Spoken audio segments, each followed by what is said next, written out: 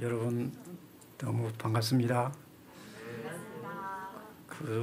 저는 이 찬송가를 함께 부르면서 참 우리와 똑같은 찬송을 부르는데 저는 재림교회는 전혀 다른 찬송 부른 줄 알았습니다.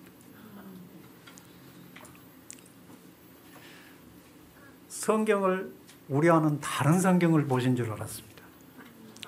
그렇게 무지했습니다. 제가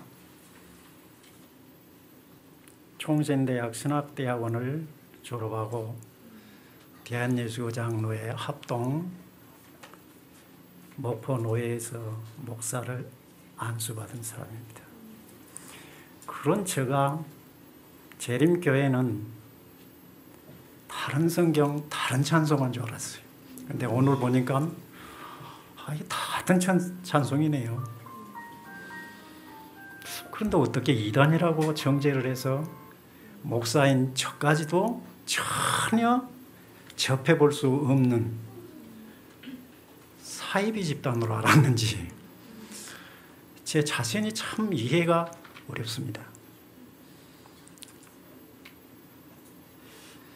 저는 교회를 나가서 성경을 공부하고 신앙생활은 이렇게 한 것이다. 그렇게 신앙을 세간 사람이 아닙니다. 그러니까 일반적인 신앙생활 패턴과는 전혀 다른 신앙의 출발점이 저에게는 있었습니다. 그런 저에게 여러분을 이렇게 대할 수 있다는 것이 저는 저로서는 이해가 안 될 만큼 아주 놀라운 일입니다. 그래서 저는 오늘 이 목사님과 도착하자마자 지금까지 이 시간까지 아주 장시간 제가 참 두서없는 많은 말씀을 드렸습니다. 목사님 잘 받아주셨습니다. 좀 감사합니다. 제가 지금 생각나는 성경 구절이 있습니다. 히브리서 2장 11절 말씀입니다. 여러분 모두 다 아시지요? 제가 읽어드리겠습니다. 히브리서 2장 11절 말씀. 거룩하게 하시는 자와 거룩하게 함을 입은 자들이 다 하나에서 난지라. 그러므로 형제라 부르기를 부끄러워 아니하시고. 이 말씀이 오늘 생각할 수 없는 이 자리까지 저를 인도하셨습니다. 저는 저 전라도 무등산 산골짝 화순에 사는 사람입니다. 땅과 함께 남은 생애를 살겠다고 산속에 파묻혀 있는 이름 없는 사람입니다. 그런 사람이 어떻게 여기 이 먼 곳에 제가 단숨에 왔겠습니까? 그리고 여러분을 만날 수 있었겠습니까? 제 부모 형제라도 이렇게 올 수 없습니다. 저는 예수 믿는 것이 성경으로부터 출발했습니다. 교회로부터 출발한 것이 아니라 성경으로부터 출발했습니다. 25 젊은 나이에 큰 꿈을 가지고 공부했던 저에게 갑자기 불의한 일이 닥쳐왔습니다.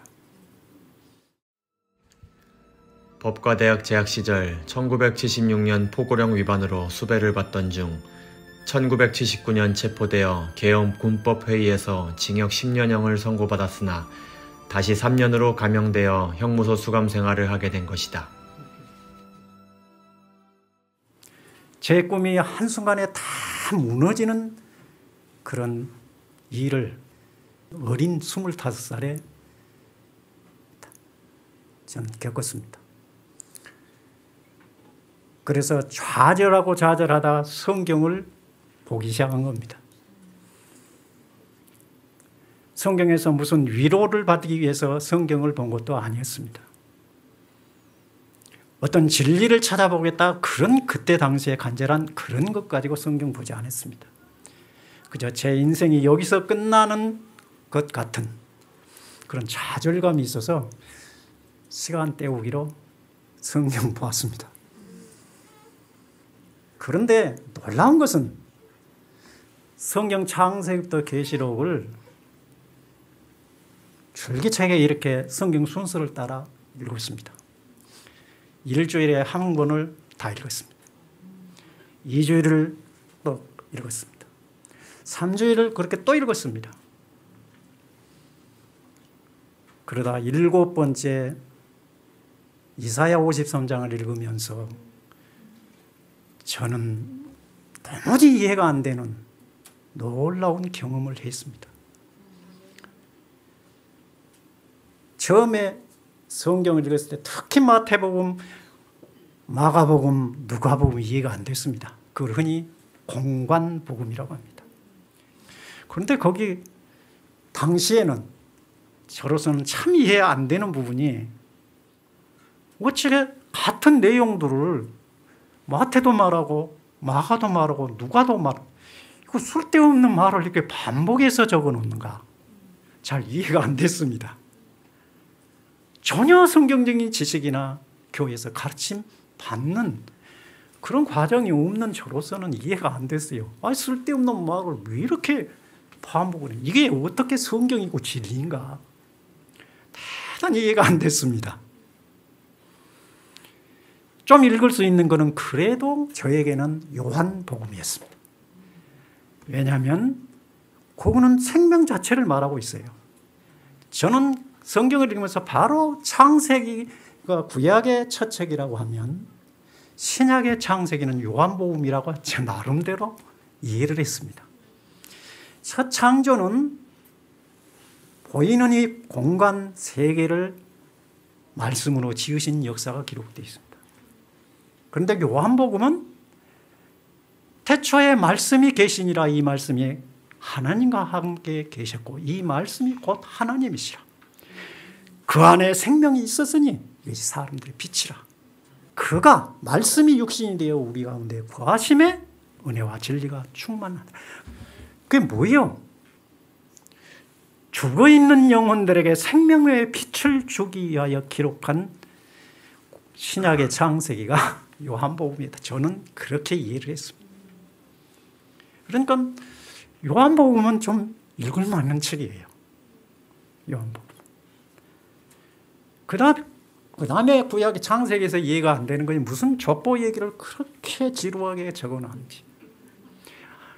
우리 말로는 참 발음하기도 어려운 생소한 그 사람들을 뭘 유명하다고 그렇게 기록해 놓았는지 그게 이해가 안 됐어요.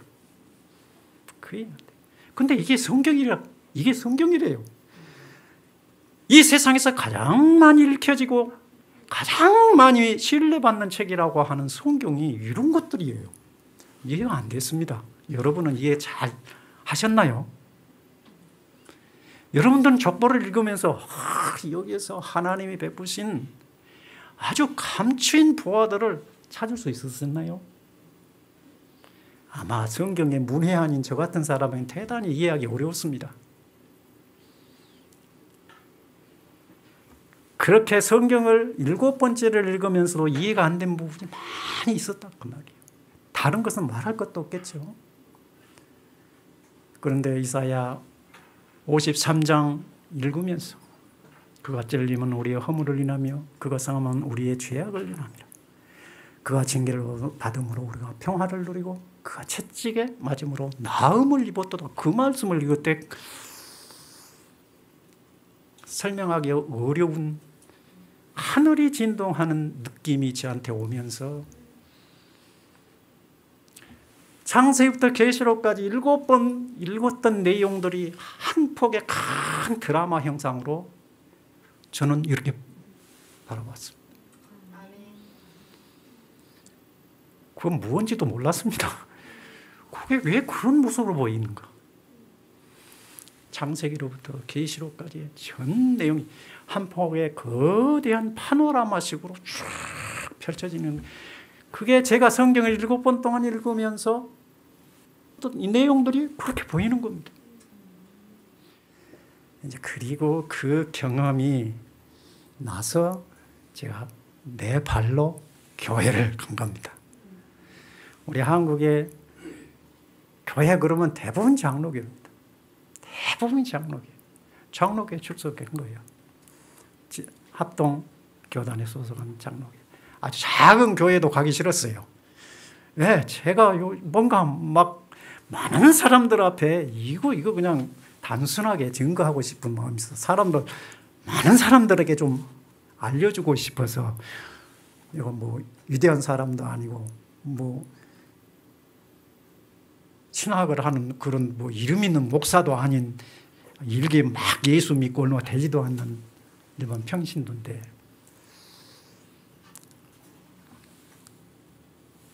많은 교인들이 모이는 곳에 가서 내가 가지고 있는 이 복음을 나누고 싶은 심정으로 교회를 나간 겁니다. 많은 사람들에게 내 안에 있는 이 은혜와 생명의 빛을 전하고 함께 나누고 싶어서 교회를 간 겁니다. 그러니까 좀 독특하지요? 일반적인 교회 출석 과정과는 전혀 다르지요? 네. 교회 가서 아주 얼마나 열심히 했는지요? 주일학교 반사는 비롯해서 청년회 활동, 구역예배 인도, 찬양, 참 그 주제에 얼마나 용감한지 청년들 모아놓고 매주 이틀씩 강의를 했습니다. 큰 교회라 지하 청년회 예배당에서 강의를 했습니다. 그걸 참 명랑하지요. 상식이 좀 안 되는 그런 행태를 제가 보인 거죠. 거기서 제 아내를 만났습니다. 얼마나 청년들이 좋아하는지요. 전혀 들어보지 않는 얘기들을 막 쏟아내고 얼마나 흥미진진하게 듣는지. 그냥 청년들이 일주일에 2번씩 집회를 하는데 직장 생활하다가 교회로 왔어요. 수백 명이 모였어요. 그러니까 교회에서 저를 여러 가지 직분을 막 하도록 했어요. 열심히 했어요. 나는 밥은 굶어도 그 일은 하면은 그냥 얼마든지 할 수 있었어요. 그냥 제가 그렇게 했어요. 그래 하다 교회에서 목사님께서 전도사를 직분을 맡겨주셨습니다. 그래서 전도사도 오랫동안 봉사했습니다. 그런데 이제 교인들을 만나고 목사님들과 이제 이렇게 얘기를 하는 가운데서 다른 것을 그때부터 발견하기 시작한 겁니다. 제가 얘기한 것에 대하여 호응을 하는 그런 장로님들, 집사님들, 목사님들이 없었습니다. 그러니까 저는 그때 당시 생각, 저는 이제 갓 교회 나오기 시작한 초신자고, 저분들은 경력이 화려하고 오래 믿으셨으니까 저분들이 선배지. 응?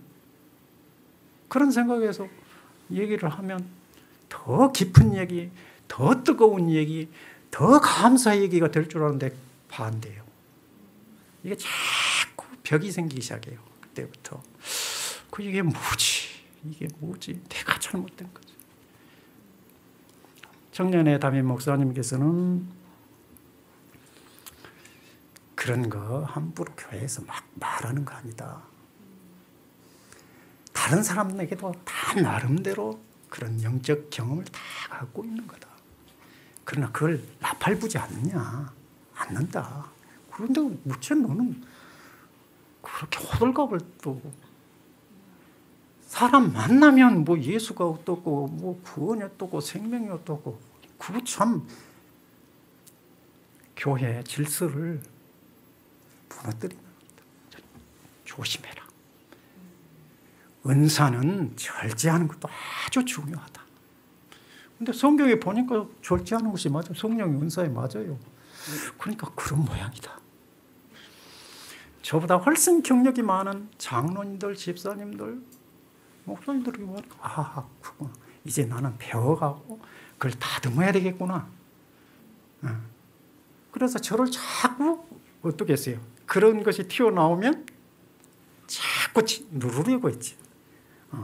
누르면서 참아야지. 인내해야지.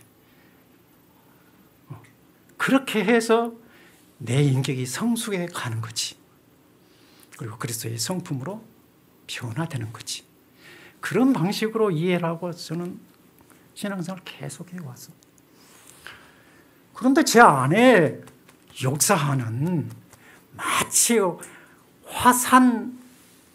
큰 화산 폭발이 이루어지기 전에 저 아래에서 이글거리는 마그마처럼 제 심장에서 역사하는 그거는 막을 수가 없었어요. 막을 수가 없어요. 생명은 경험하는 것이지 이론이 아닙니다. 그리스도로 말미암아 우리에게 오는 생명은 신학적인 논리로 오는 것 아닙니다. 생명의 말씀이 내 심장에 와서 내 심장에서 나의 생각과 나의 지식과 나의 경험을 완전히 뒤집어서 새롭게 만들어 분출하는 것입니다.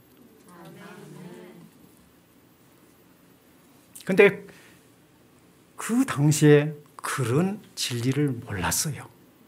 그래서 장로님들, 목사님들이 절제해라, 다듬어라, 그렇게 깨진 돌멩이처럼 푹푹 질러대지는 말라.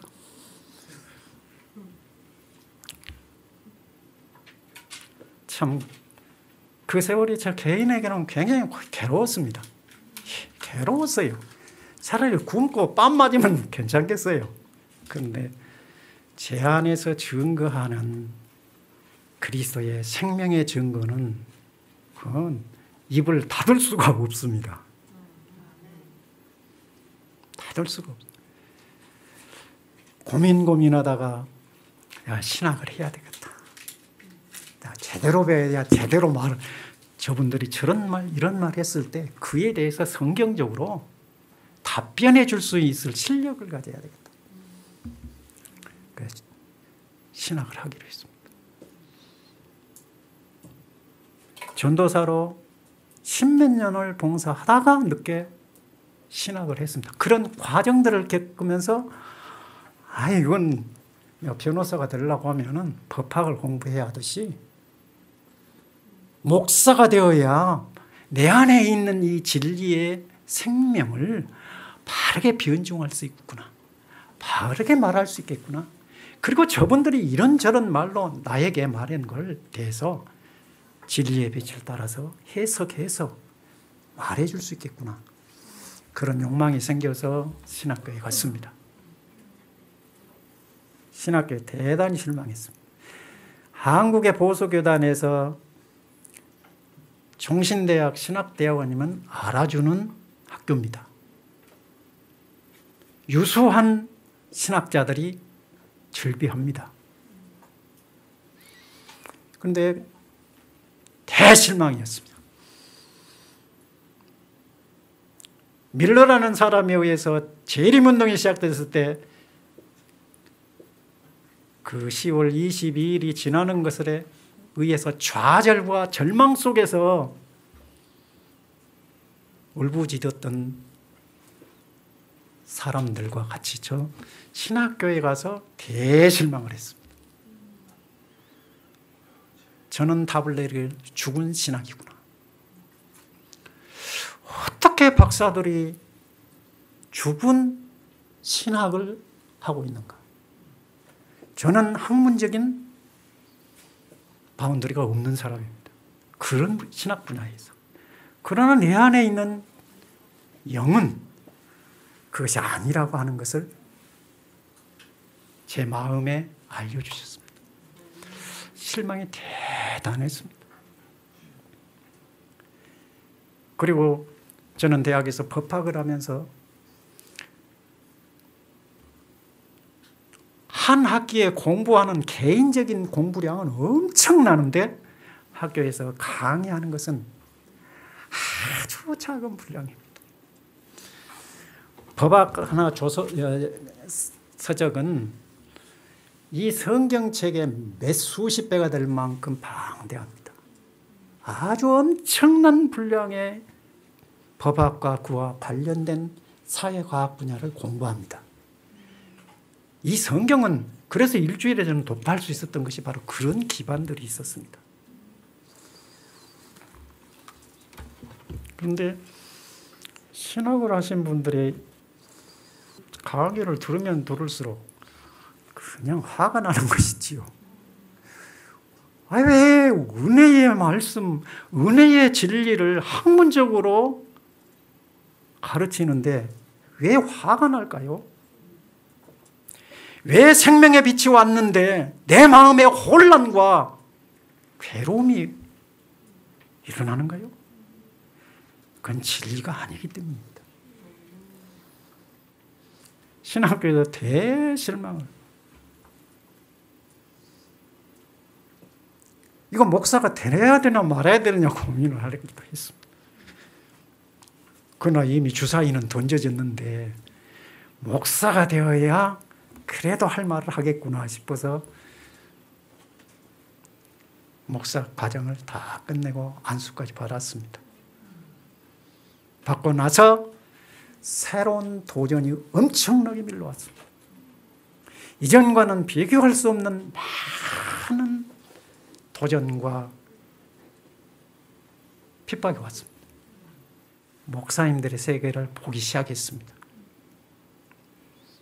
목사는 정치적 자리를 벗어날 수가 없습니다.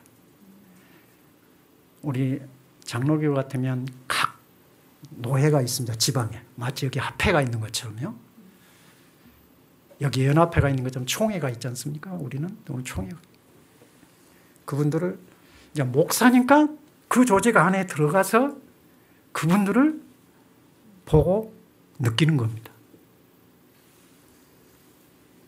신학교는 그래도 괜찮더라고요. 신학교는 그래도 옳은 말을 한 부분들이 많이 있었어요. 그런데 목사 세계에 들어가서 그거는 실망 아니라 좌절이에요. 저는 절망을 했어요.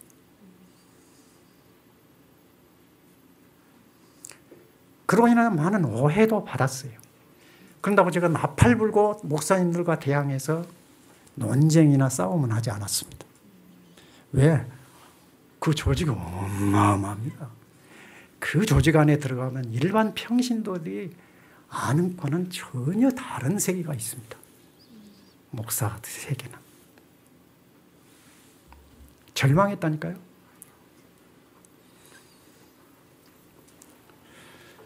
그러니까 노예에서 거수를 해야 될 상황이 꼭 있습니다.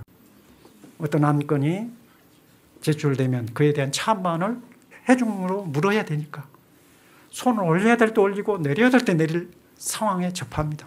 목사는 정치적입니다. 그 자리를 피할 수가 없습니다. 이건 들 수도 없고 안 들 수도 없는 아주 묘한 괴로움을 수없이 경험한 거죠. 그런 과정을 통해서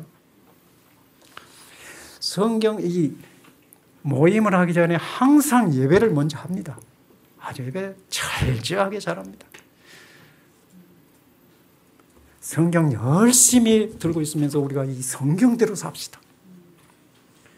성경은 하나님의 유일한 말씀이다. 이 성경만이 우리에게 생명이고 진리다.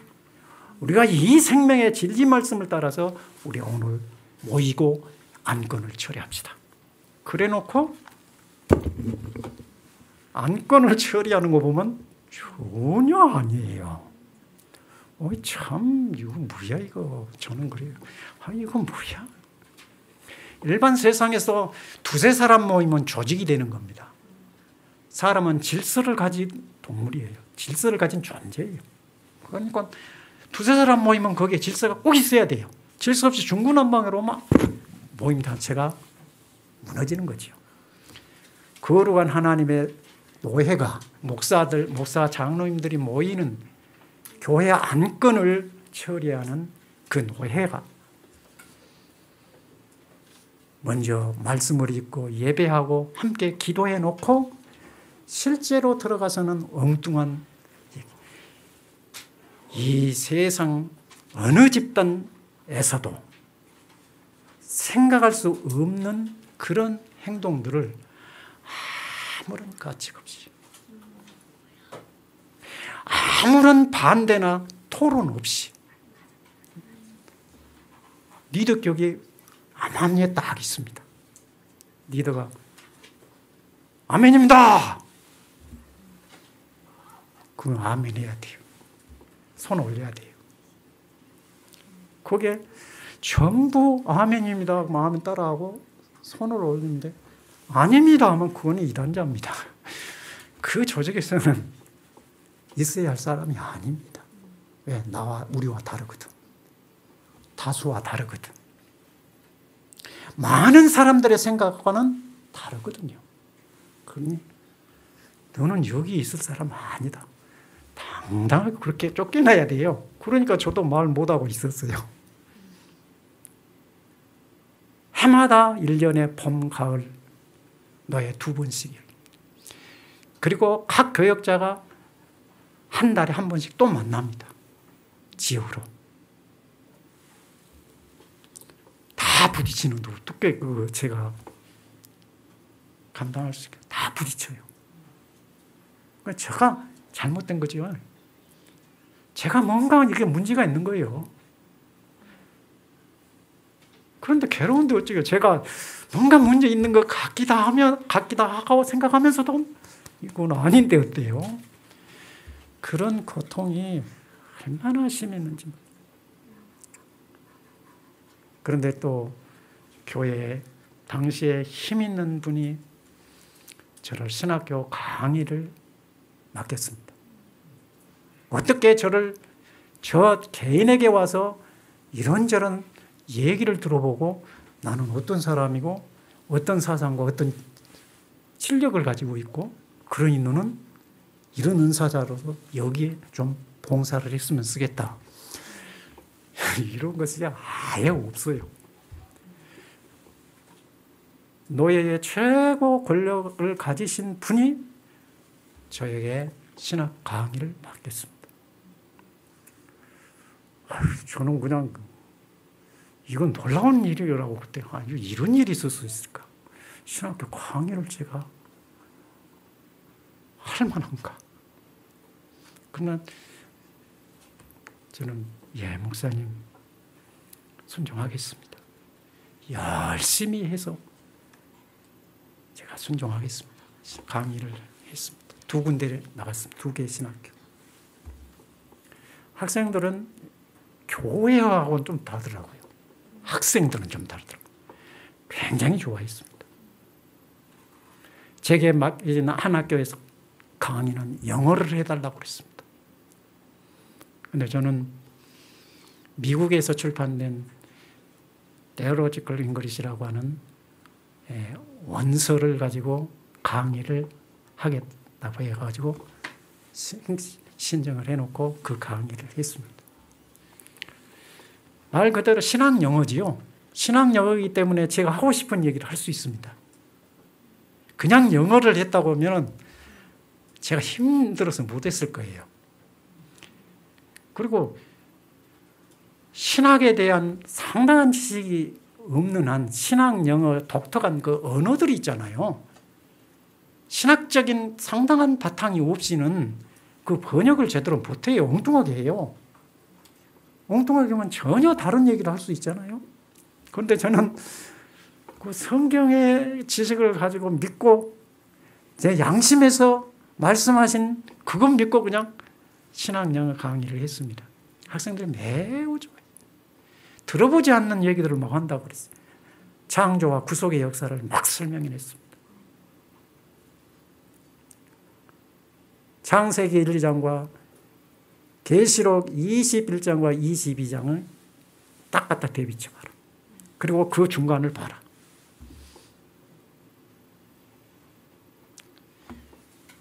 구원의 역사가 그렇게 진행되는 것이다. 구원은 뭐냐? 창조의 회복이다. 장로교 목사님 그런 말 들어본 적이 없습니다. 장로교에서 어떤 목사님에게서 그런 얘기 못 들었습니다. 저는 성경 처음부터 마지막까지 보는 관점이 그렇게 저에게 왔습니다. 그래서 구원은 창조의 회복이다. 이 말을 했더니 학생들은 놀라면서 그게 무슨 의미예요? 관심을 가지고 묻고 저는 답하고. 그런데 강의 시간이 금방 가버려요. 이거 40분이 금방 가버립니다. 아니 좀 하려고 그러면 가버리고 진도가 안 나가는 거죠. 영어 시간에 성경 얘기가 주를 이루어버리니까 진도가 안 나가는 거죠. 그렇게 공부를 하면서 신학생들은 그래도 그게 그렇게 귀가 쫑긋하게 듣더라고요. 듣고 좋아하고요.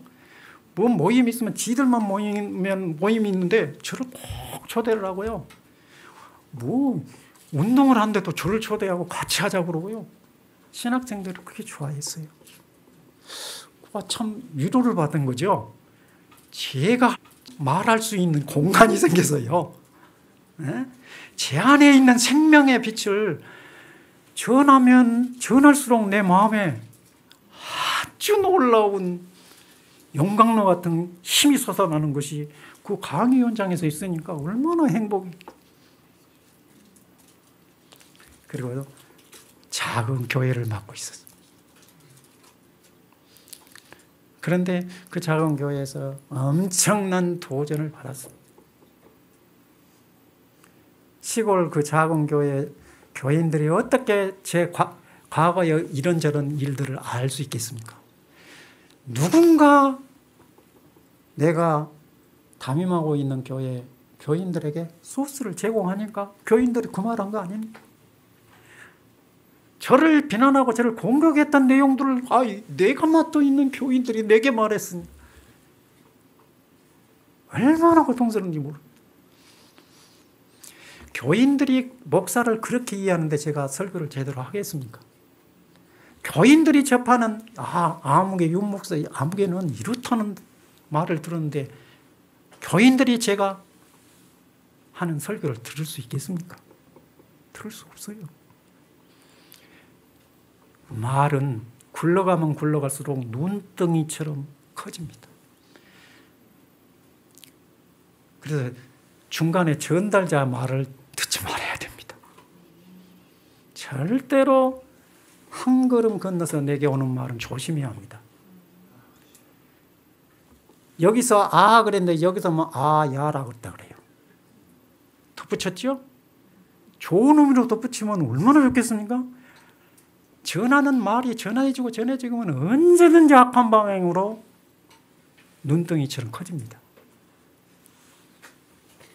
그러니까 별 얘기들을 다 들었습니다.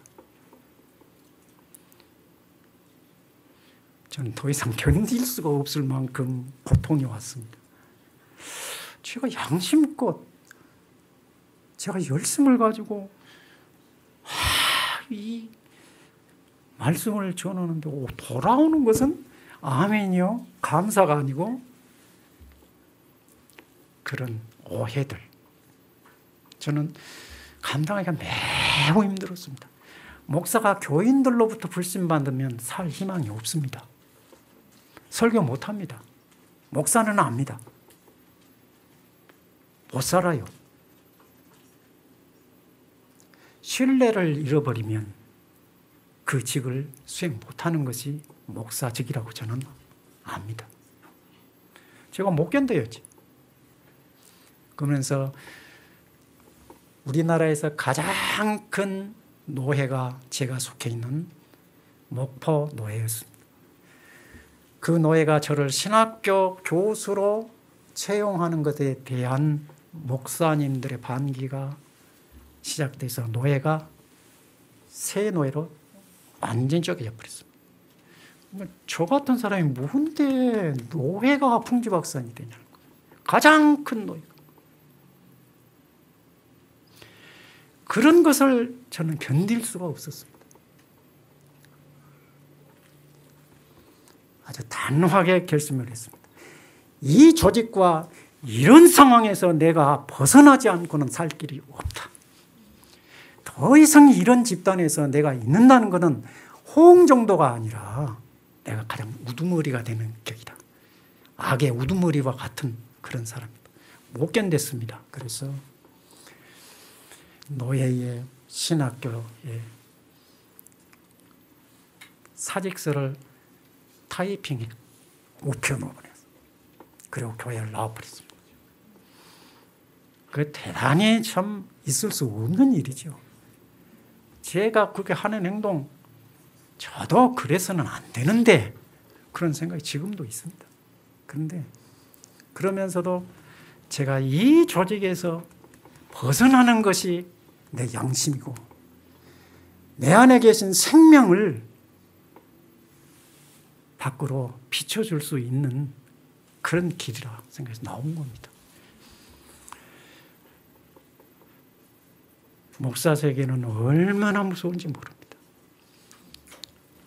내 자신에 대해서 나만 알고 있다는 부분까지 어떻게 세세히 알고 있는지 참 묘하다. 어떻게 제가 대학에서 어떻게 어떤 생활을 했고 신대원에 가서 어떤 일을 했고 그런 얘기들까지 다 알고 있어요. 내가 무슨 검증 대상자도 아니고 희한한 환경을 겪었습니다. 제가 꼭 그래야 될 사람인가요? 저는 도저히 용납이 안 돼요. 그래서 이제 나왔습니다. 나오고 나서도 저 먼 경상도 양산시에서 목회하고 있는 저희 형님에까지 그 말이 들어갔어요. 교단도 달라요. 거기는 형님이 속해 있는 교단도 달라요. 그런데 거기까지 이게 참 놀라운 일 아니에요. 제가 그런 과정을 겪었습니다. 그런데 오늘 제가 여기에 이렇게 여러분 앞에 선 것은 바로 아까 읽었던 히브리서 2장 11절 말씀. 거기에서 내 형제를 만나지 못했습니다. 내 안에 계신 생명을 나눌 수 있는 분을 45년 동안 만나지 못해서 괴로움과 고통과 온갖 오해의 칠곡의 걸음을 걷던 제가 여기에 온 것은, 여기에 여러분 앞에 서는 것은 사람의 어떤 생각이나 계산으로는 설명이 안 됩니다. 거룩하게 하신 자와 거룩함을 입은 자가 한 근원에서 났으니 한 형제라. 혈육의 형제가 아니라 그리스도 예수로 말미암아 피로 하나가 된 형제를 만나기 위해서 저는 여기 왔습니다. 재림교회가 이단이라는 거 알았습니다. 이단은 무조건 듣지도 상대하지도 보지도 말. 그것이 우리 한국교회 실상입니다. 저도 그랬습니다. 이단은 아예 이게 처음부터 대화를 안 하고 딱 벽을 붙게 해서 잠가야 될 대상이지 접할 대상이 절대 않다. 저는 이단을 그렇게 알았어요. 여러분 보니까 전혀 아니에요. 찬송이 같아요. 성경이 같아요. 그리스도 예수의 피로 구속함을 백성들의 그 심장 속에 역사하는 성령이 아니면 어떻게 제가 여기까지 올 수 있습니까? 어떻게 제가 바쁜 일과 가운데서 여러분을 만나려고 단숨에 왔고 이 올라오는 과정이 얼마나 기뻤는지 모릅니다. 내 부모 형제를 만나려고 이렇게 하지 않습니다.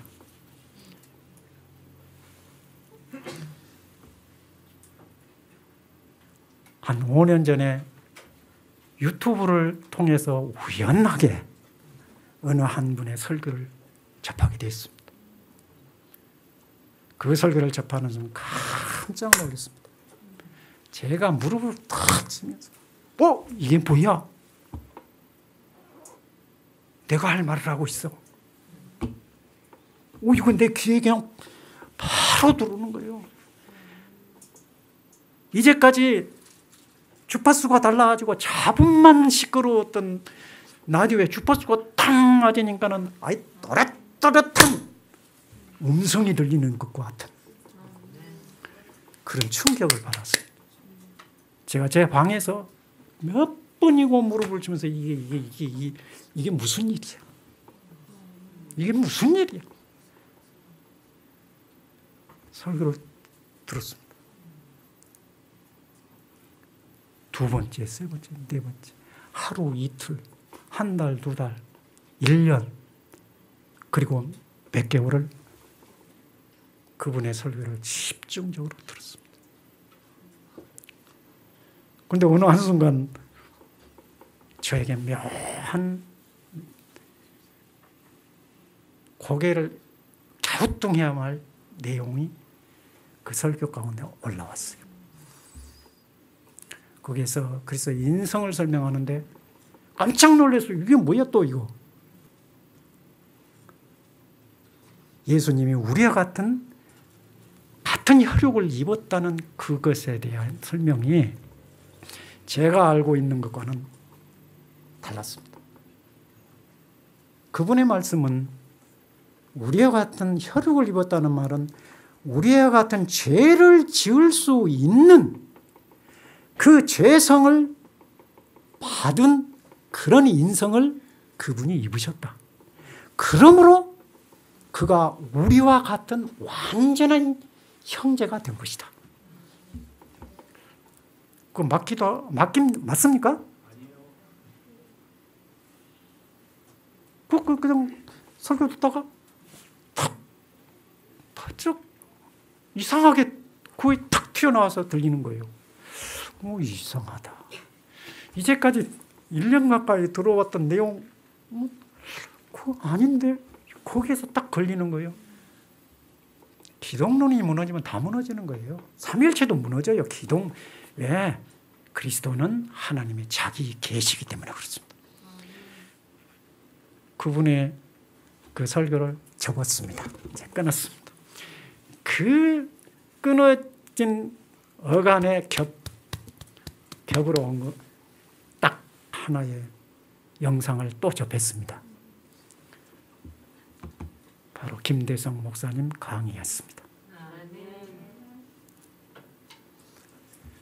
저 이분은요, 이건 말할 수 없는 분이라고 저는 그렇게 느꼈어요. 와, 구속사를 어떻게 그렇게 도표로 다 비치면서 설명을 잘 하시는지.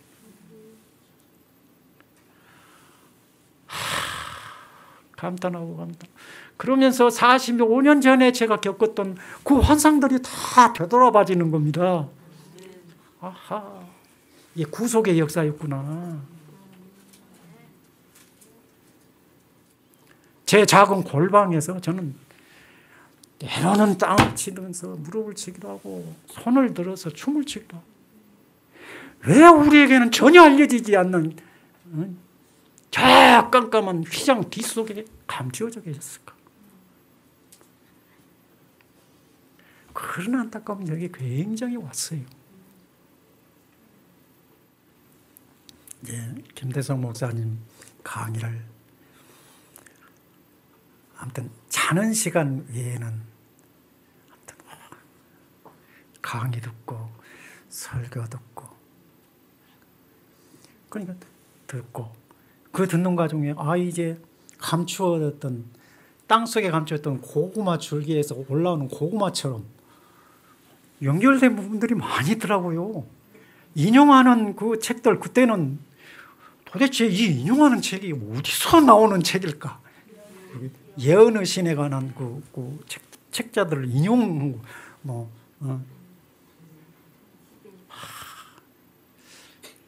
스테트 크라이스트 예수께 이르는 길, 그거는 또 번역에서 정로계단으로 이렇게 나와 있잖아요. 그런 것도 참 아주 생소하기 짝이 없는 그런 책들을 인용하고 그래요. 이게 뭐지? 이제 또 이제 찾는 기술이 상당히 늘었어요. 그래가지고 유튜브에 올려놓고 예언의 신을 쳐봤어요. 거기서 보호마 줄기 나오는 거. 아이고야. 이런 보화들이 왜 그렇게 깊숙이 감춰 있는가? 그래가지고 예언의 신을 들으면서 제가 말로 다 표현 못해. 가슴에서 우러나오는 그 감격은 이건 도저히 사람의 말이 아니었어요. 사람의 말. 그분이 누군지를 몰랐어요. 엘렌 G 화이트라는 분이. 누군지를 모르고 처음 들어본 사람이. 그런데 그 종로에 대한 하나님께 이루는 걸 들으면서 와, 제가 그동안에 자연계를 통해서 하나님의 은혜를 수없이 경험하고 늘 증거하고 많은 사람들이 가르쳤는데 아예 거기 보니까 저는 모래알 하나 짚고 하나 가지고 막 기뻐했던 것 같아요. 그런데 그분 종로기단 첫 1장을 읽으면서 얼마나 말로도 할 수 없는 감격. 이걸 누구한테 이 말을 할 수 있나? 어디에다 이걸 고백할 수 있을까? 신학교에서는 교회론에서 잠깐 배운 것뿐이에요. 지상교회, 보이는 교회, 전투하는 교회다. 이게 싸우는 교회다. 그 말은 맞지요? 그리고 내용 없어요. 그건 뭐 대쟁투래요, 여기서는. 대쟁투.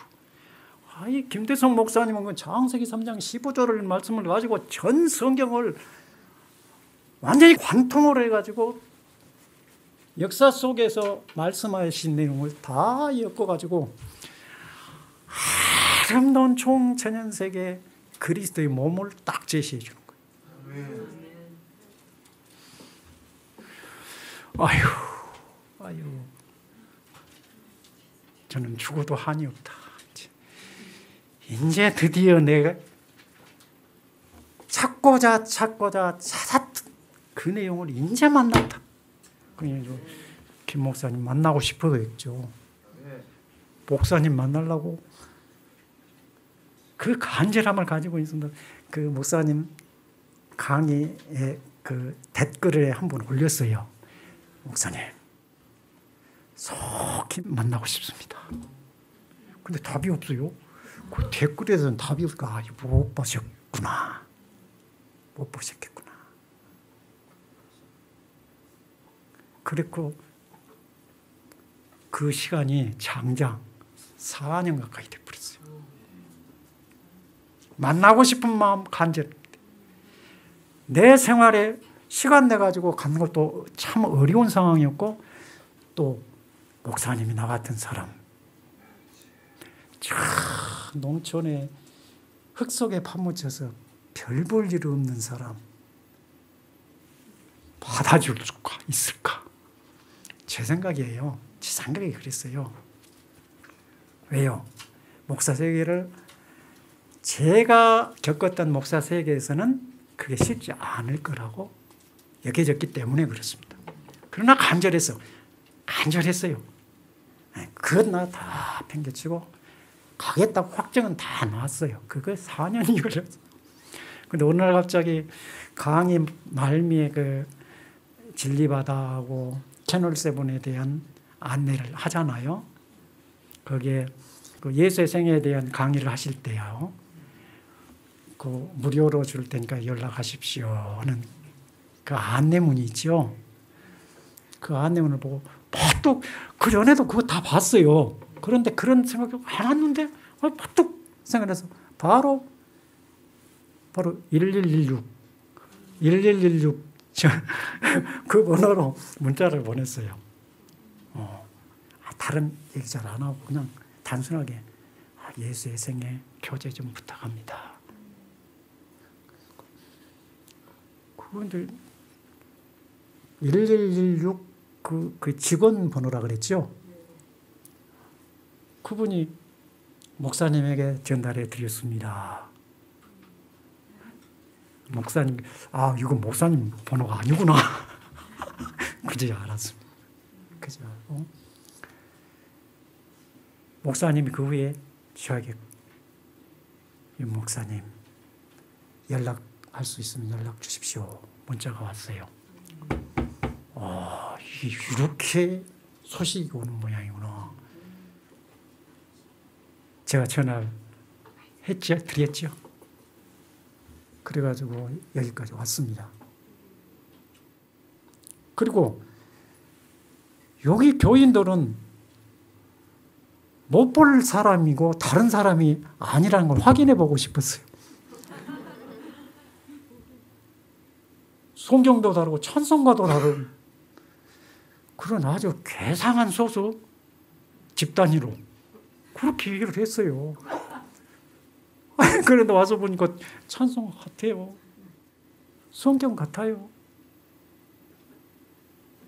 그리고 다른 것이 있습니다. 기존 교회와 재림교회가 가지고 있는 것이 다른 부분. 여러분도 잘 아시겠죠? 저는 다른 분하고 다르게 그 분야를 집중적으로 연구를 한 겁니다. 연구를 4년 동안 했어요. 이 다른 부분, 안식일 문제, 영혼불멸 문제, 그 다음에 엘렌 G 화이트 여사에 대한 문제, 이런 것들은 전혀 생소한 거예요. 근데 그 안식일 교회에서 고백하는 신조가 있죠? 몇 개 조항이에요, 그게? 28개 조항이더라고요. 그걸 이제 살펴보기 시작한 거예요. 이분들의 신앙을 알려고 하면 신앙 고백서를 봐야 되거든요. 같은 것과 다른 것을 확실히 구분할 수 있었어요. 네. 그래 보면은 제가 여러분이 사용하는 성경 요거 구입하기도 힘들대요. 요 복음 성경입니다. 큰 글자 복음 성경. 그 참 이거 몇 달 걸려가지고 여기 제일 뒤편에 제 7일 안식일 예수 재림교 기본 신조 28 이거 다 몇 번이고 살폈습니다. 몇 번. 앞부분에 기본 교리에 있어서 앞부분에 1항에서부터 7항까지는 우리 대한예수교 장로회의 웨스트민스터 신앙 고백서 대요리 소요리 문답에서 아주 어렵게 잡다하게 장구한 말로 이렇게 기록하는 것보다 매우 명료합니다. 매우 간단하고 매우 명료하고 확실하게 고백해 놨어요. 이렇게 정결한 교회가 어디 있나? 진리를 이렇게 불순물을 찾을 수 없을 만큼 정결하게 언어 표현으로 정리해서 고백한 것이 감탄했어요. 감탄했습니다.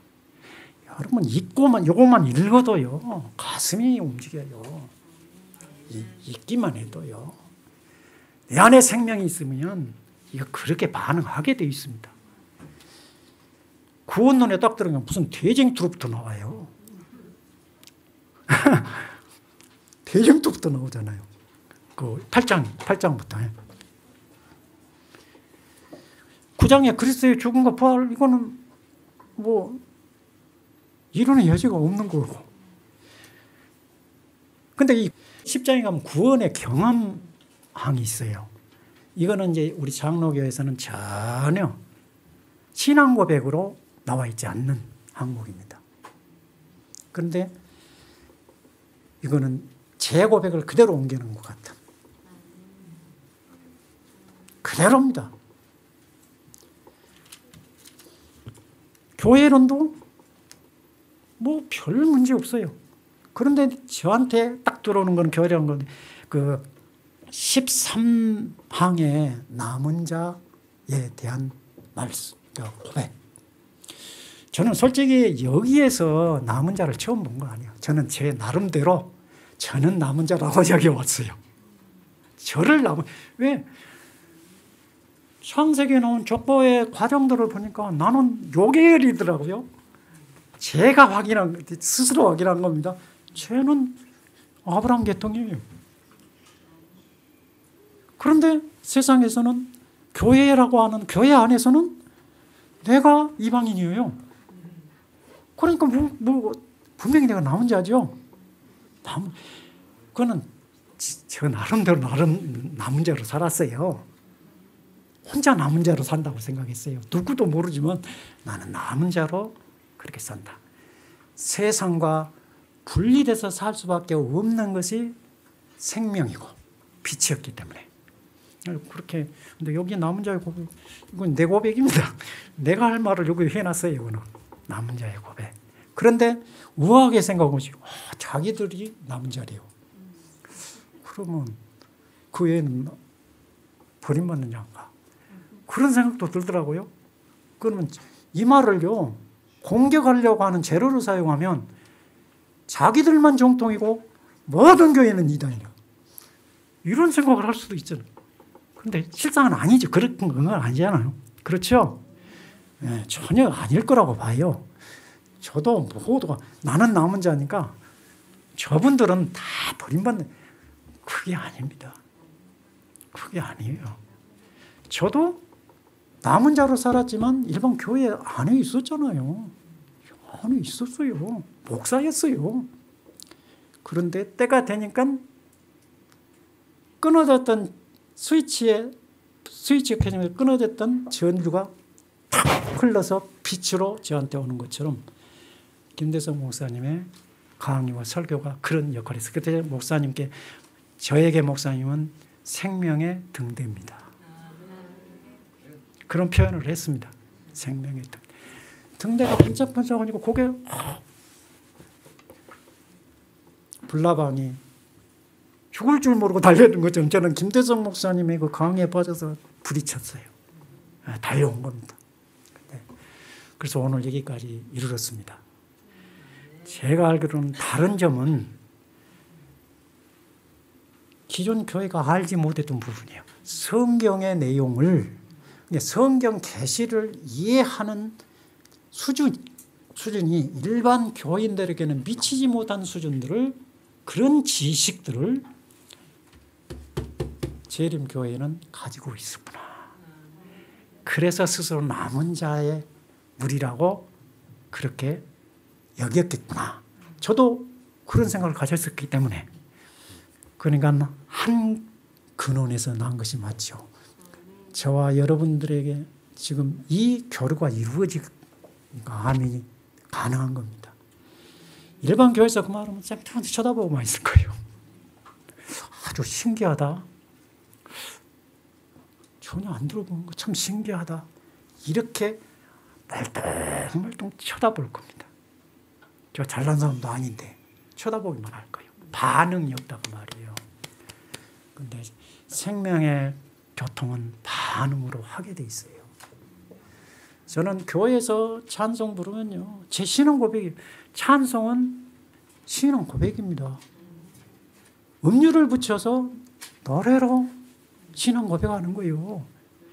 찬송가 가사를 보면요, 일반 교회 목사님들 설교보다 훨씬 위대해요.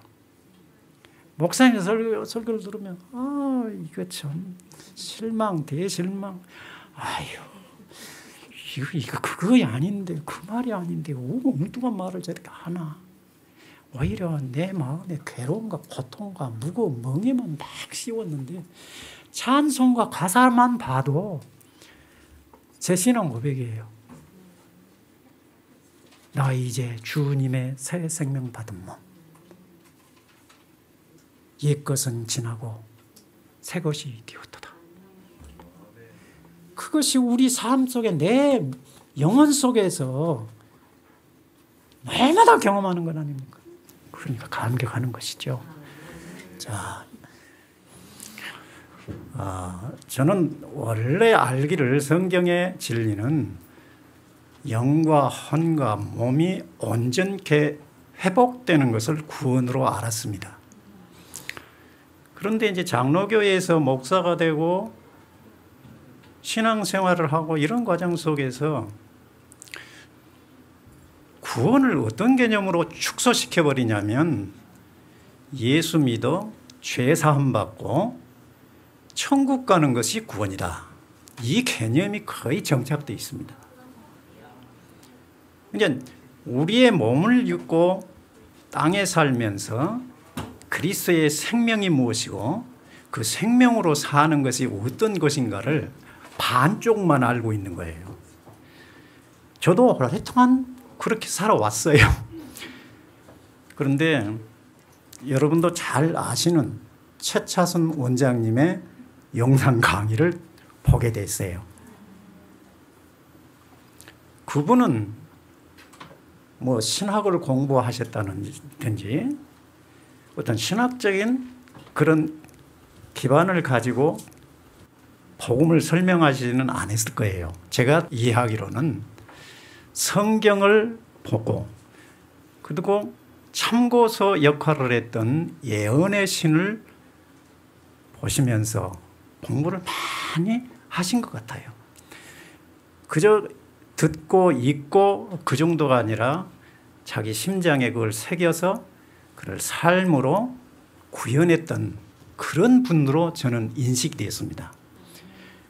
그러니까 신앙은 삶이라는 것을 정확히 잘 말씀을 하세요. 그 고백하는 거 강의하는 내용을 보면 그렇게 살지 않고는 설명이 안 되는 부분들이 많이 저에게는 왔어요.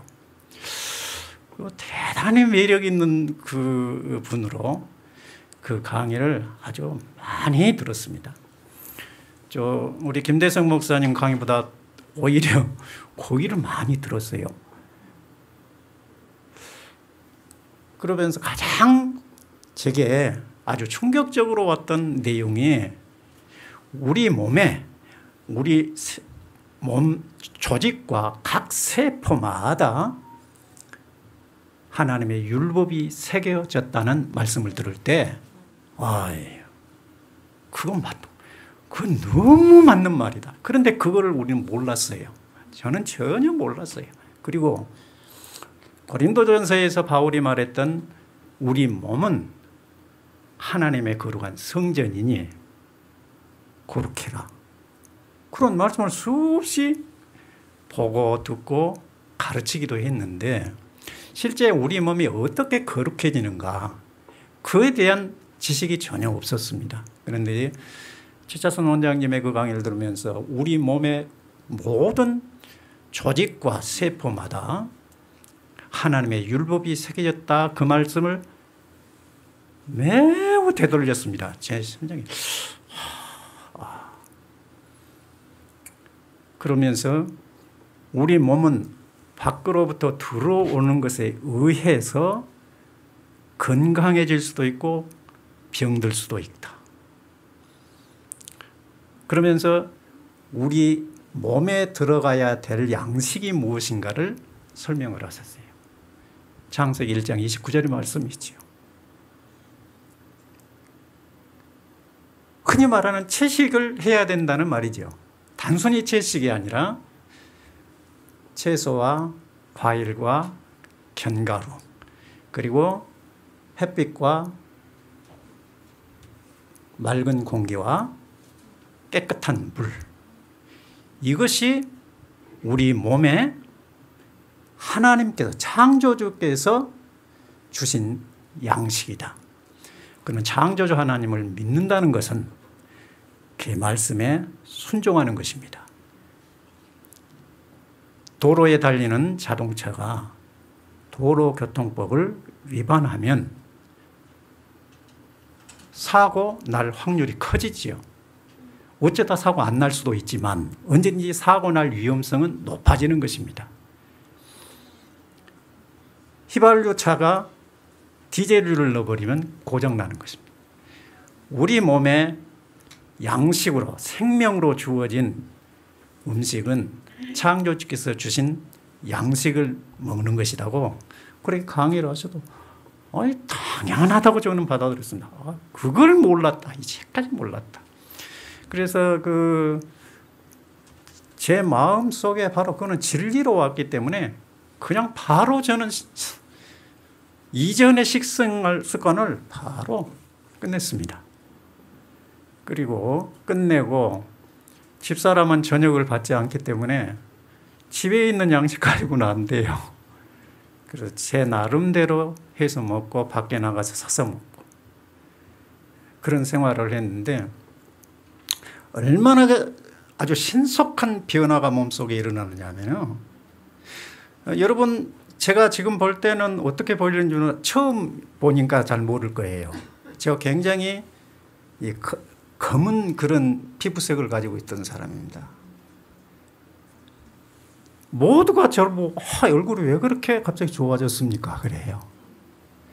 1년 정도의 식생활 개선인데 모든 사람이 얼굴이 너무 좋아졌습니다. 예, 맞습니다. 살은 빠졌을 것입니다.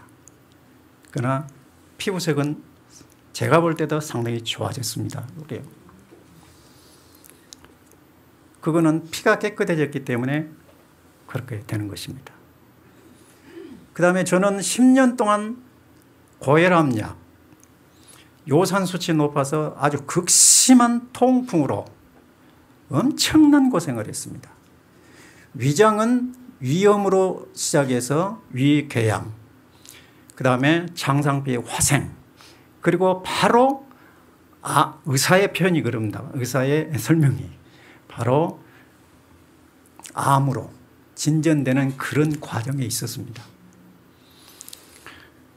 그런데 10년 동안 먹었던 약, 저는 몇 개월 그런 식생활 개선을 하고 나서 제 마음속에 이것은 끊어도 되겠다 하는 마음이 자꾸 와요. 그래서 의사 선생님에게 가서 원장님 이제 좀 약 좀 끊고 싶은데 어떨까요? 그러니까 안 된대. 절대 안 됩니다. 가장 위험한 것이 통풍입니다. 하루도 견디기 힘들 겁니다. 안 됩니다. 알겠습니다. 나와서 제 마음속에 움직이는 대로 끊었습니다. 그래서 지금 약 끊고 생활한 지가 1년 한 1, 2개월 정도 됐습니다. 위장검사 해봤습니다. 이전에 장상폐화생으로 위가 장처럼 굳어져 있던 부분들이 흉터가 남는 정도로 영상으로 이렇게 나와요. 의사 선생님은 말씀하기를 무슨 스트레스 받았습니까? 그렇게 말씀하시더라고요. 저는 무슨 말인지 알겠지요. 그게 흉터였어요. 영상 보여주면서 보니까 흉터였어요. 이전과는 전혀 다른 위장벽입니다. 위장세포처럼 우리 몸의 세포에 가장 재생이 빠른 세포가 없다고 그래요. 저는 들어서 그렇게 알고 있습니다. 그렇게 큰 효과를 제가 봤습니다.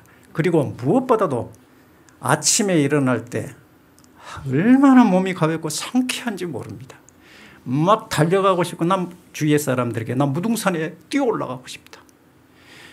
이 구원의 은혜를 저는 1년 만에 다 경험했습니다. 저는 우리 형제간들에게 또 이웃들에게 늘 말합니다. 예수 믿는 것이 얼마나 행복하죠. 하늘과 땅의 모든 것을 줄지라도 예수 믿음이 믿음과는 비교가 안 된다. 나는 오늘 죽어도 한이 없다고 늘 말합니다. 땅 속에서 일하고 사는 사람이 뭐 부러울 게 없다고 말할까? 저는 진실로 그렇습니다. 예수로 살고 예수로 죽는 생활. 저는 언제든지 오늘 사는 것이지 내일은 없다고 생각합니다. 내게 주어진 시간은 오늘 이 시간입니다. 1초 1분 후 나는 나를 모릅니다. 어떻게 될지 모릅니다. 오늘 이 시간 지금이 내가 고백해야 할 시간이고 내가 나를 포기해야 할 시간이고 그리스도로 살겠다는 시간입니다. 저는 이 경험을 여러분에게 말씀드리고 한 근원에서 나았음을 감격하면서 오늘 이 자리에 섰습니다. 감사합니다.